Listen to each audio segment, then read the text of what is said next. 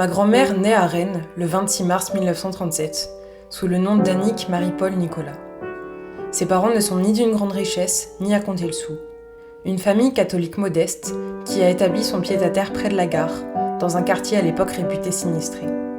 Leur appartement est situé au rez-de-chaussée d'un petit immeuble de 2 étages, qui survécut miraculeusement au bombardement durant la guerre.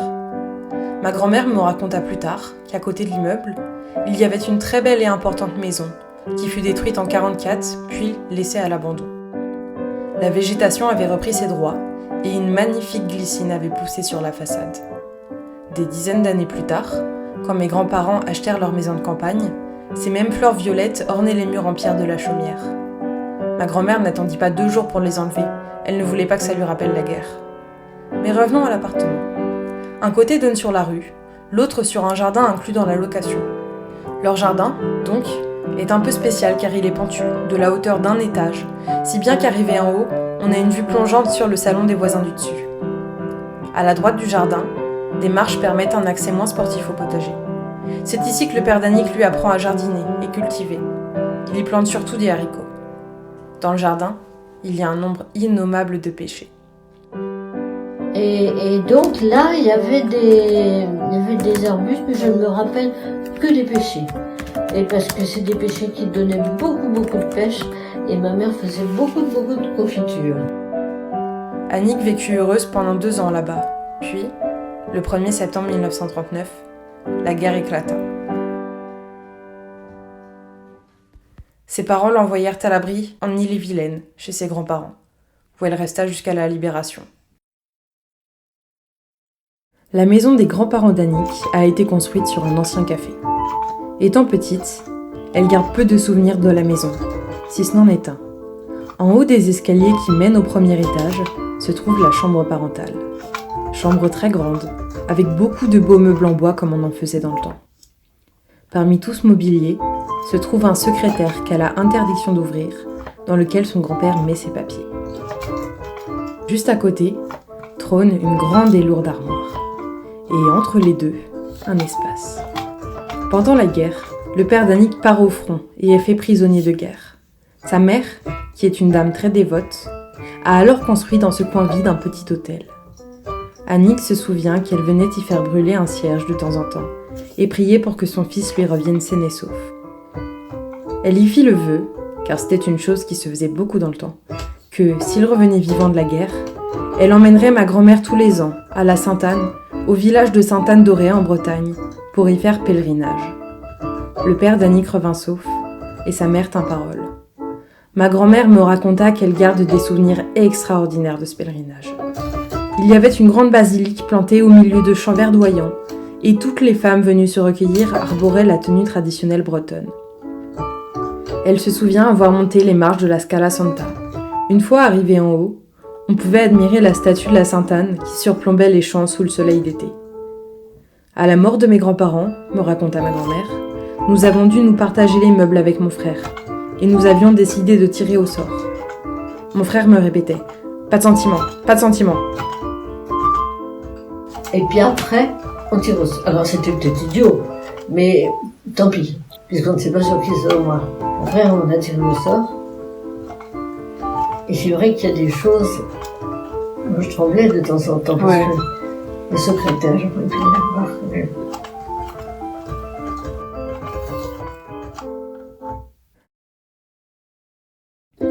À la fin de la guerre, ma grand-mère retourne chez ses parents. Son frère arrive 1 an plus tard et l'appartement devient vite trop petit pour une famille de 2 enfants. Il déménage donc avenue Martouf, dans un appartement spacieux.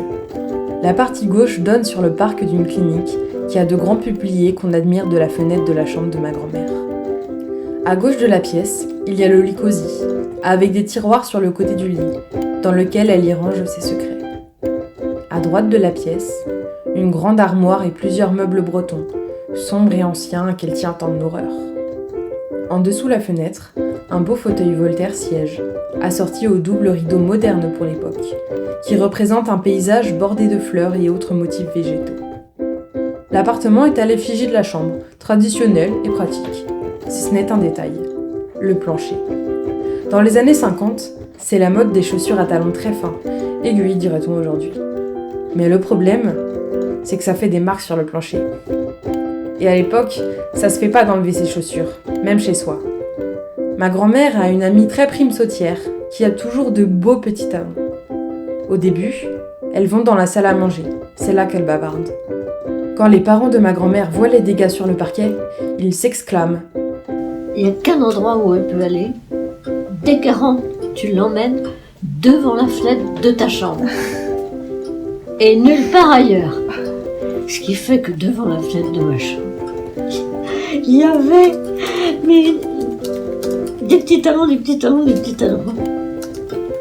Oh là là, c'était un sujet de discussion et de... Qu'est-ce que je me faisais engueuler avec ça?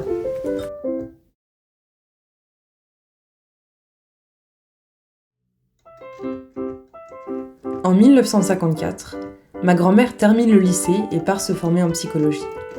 C'est à cette période qu'elle rencontre mon grand-père, à la paroisse universitaire catholique de Rennes. Puis, elle est prise comme stagiaire psychologue au centre psychotechnique de l'AFPA et ils se perdent de vue. Ils ne se retrouveront que des années plus tard, par hasard. Mais revenons-en aux faits. Le centre intervient surtout dans des casernes pour aider les jeunes hommes à se réorienter et se réintégrer à la vie civile une fois le service militaire terminé. Ma grand-mère travaille souvent à Vannes, où les militaires sont en grande majorité des agriculteurs. Le gros problème sur lequel elle travaille avec eux est partir de la ferme ou y rester. Lorsque ces jeunes choisissent d'en partir, c'est là où l'AFPA les accompagne dans des formations professionnelles. Je me souviens avoir bien ri lorsque ma grand-mère me racontait une anecdote sur une de ces réunions de caserne à laquelle elle avait participé. Et on attendait que les autorités arrivent. Alors, les gars du contingent avaient des consignes. Quand les autorités arrivent, on se lève et on se met au garde-à-vous. Donc, il y en a un qui a dû dire un mot, je sais pas quoi. Ils sont là, ou pour quelque chose comme ça, mais enfin, qui faisait que tout le monde se levait. Et moi, la psychologue, là, ne lave pas. Je me mets debout comme les autres et je me mets au garde-à-vous comme les autres. Ça a fait rire tout le monde. Et alors, j'avais des collègues hommes, mais ça va pas. D'abord, t'es pas dans les militaires, et puis en plus, t'es pas un homme, mais t'es folle.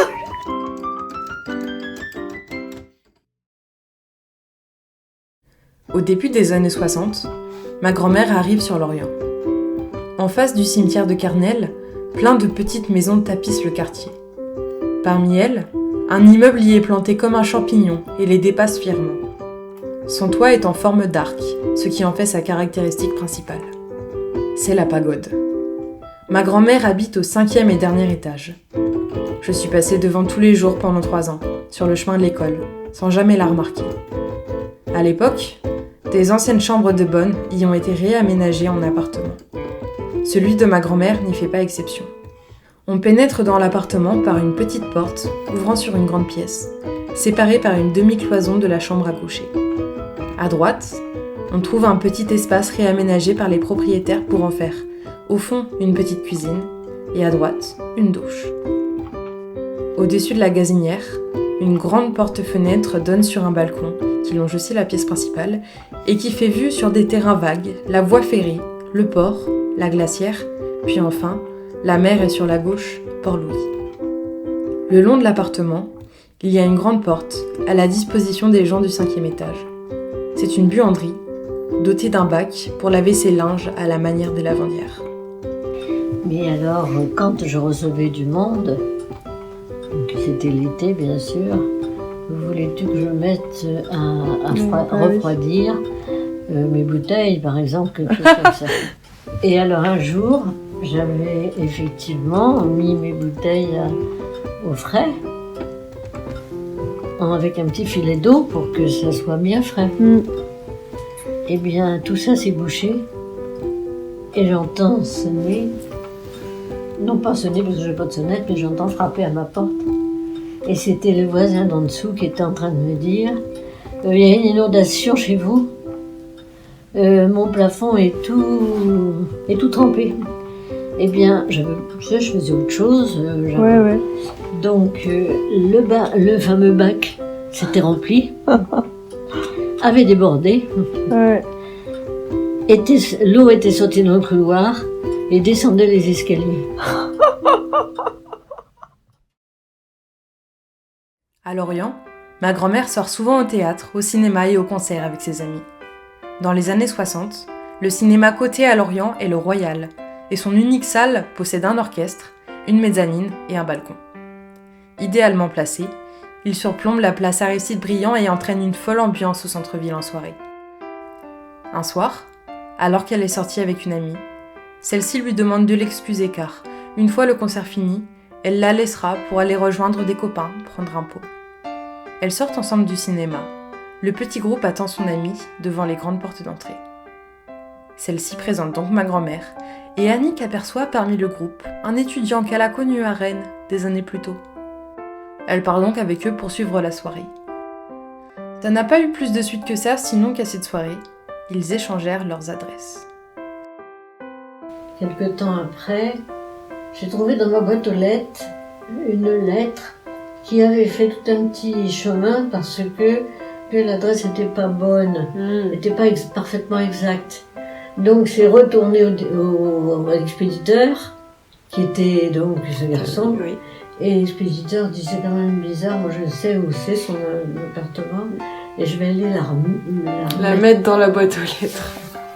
Voilà, il l'a remis dans la boîte aux lettres, et puis non content de ça, il s'est dit dans les, je sais pas, dans les jours qui suivaient, eh ben je vais aller voir si elle l'a bien reçu.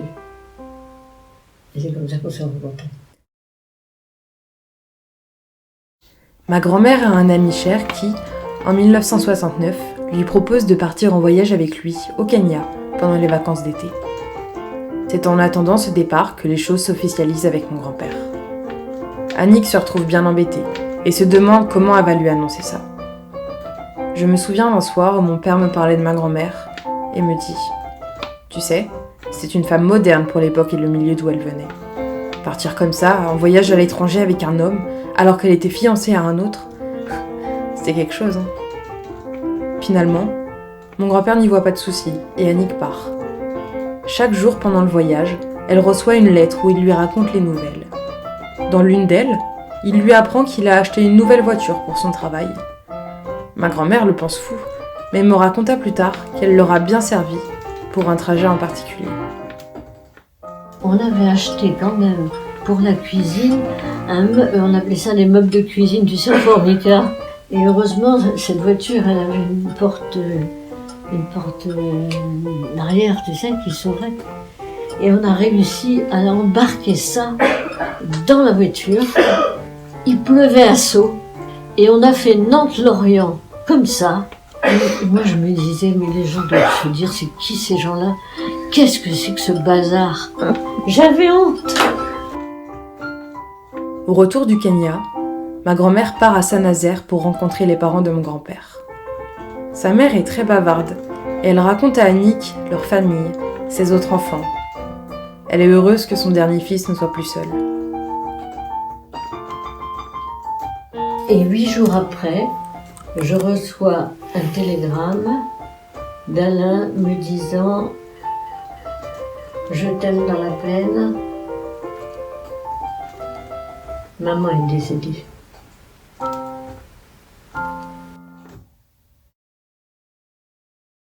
Jeune mariée, mes grands-parents n'ont qu'un désir, avoir des enfants. Mais ça n'arrive pas. Ma grand-mère voit plusieurs médecins et l'un d'eux lui apprend un problème aux ovaires et qu'il lui sera difficile d'avoir un enfant. Mais mes grands-parents ne se laissent pas décourager et continuent d'essayer. Pendant l'été 72, ils partent en voyage en Grèce. En partant, on s'est arrêté chez mon amie Marie dans la Sarthe, qui était dans une maison de famille, une très belle maison. Mais il n'y avait pas de place pour nous et finalement on avait couché dans une petite dépendance sur un lit de camp ou un truc comme ça.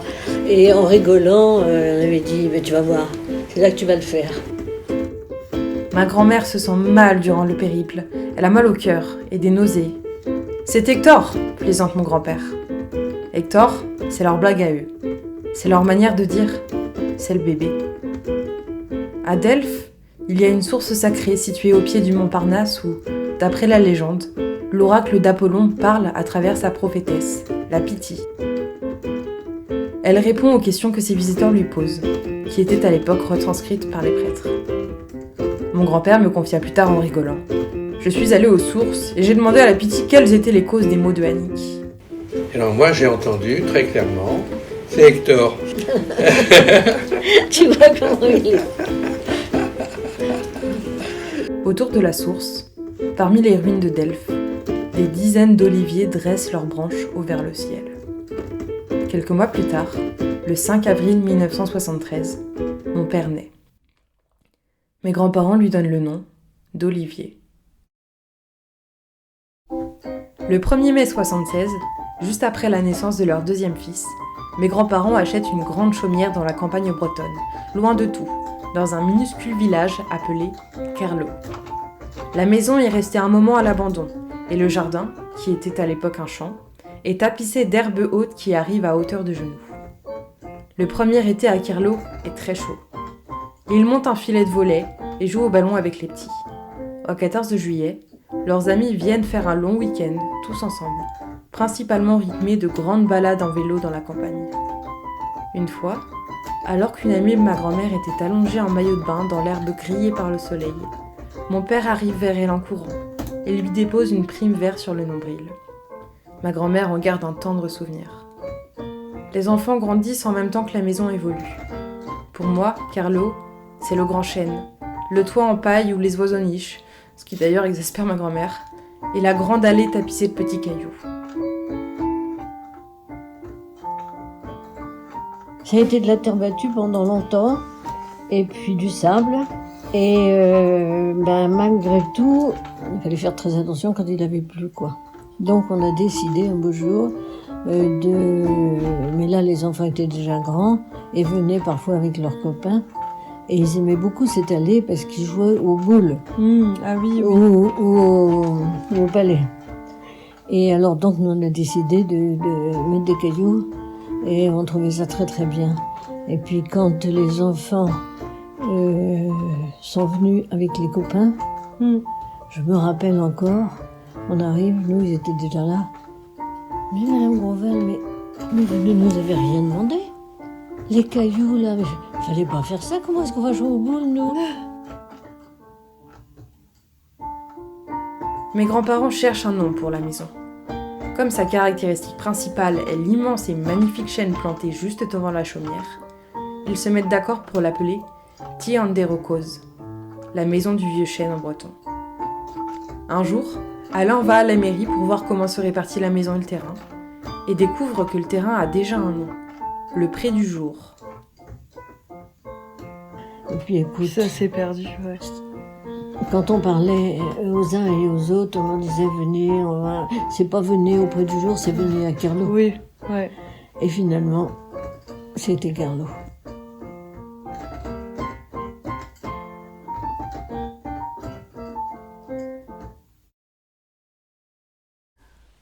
Quand ma grand-mère pense à Kerlo, elle a une image de petite fille, avec des bottes trop grandes pour elle et des chapeaux pour se protéger du soleil de juillet, les pieds dans la terre du potager.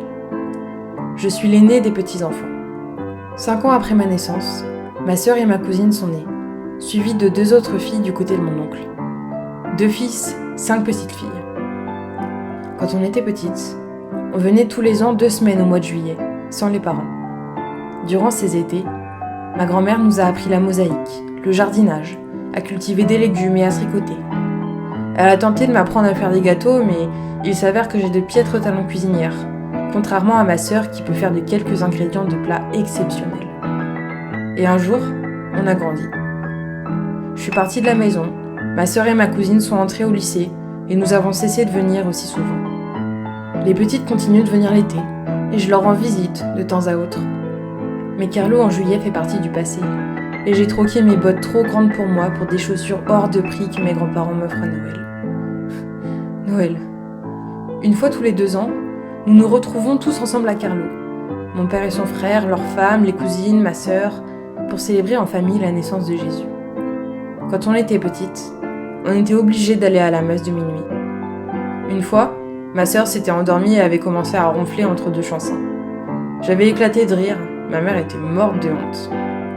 Vers mes 13 ans, j'ai été exemptée de la messe obligatoire, et quelques années plus tard, je profitais de l'absence des adultes pour aller fumer mes premières cigarettes dans la vieille grange. Le soir, quand tout le monde dormait, je regardais des films jusqu'à pas d'heure, profitant de l'ordinateur de mon grand-père, parce que j'y avais pas accès à la maison. C'est comme ça qu'à 15 ans, vers 3h du matin, je découvrais Titanic, et me réveillais le matin de Noël, les yeux encore tout boursouflés d'avoir trop pleuré. Mon stratagème fut découvert, et mon grand-père coupa la Wi-Fi tous les soirs après ça.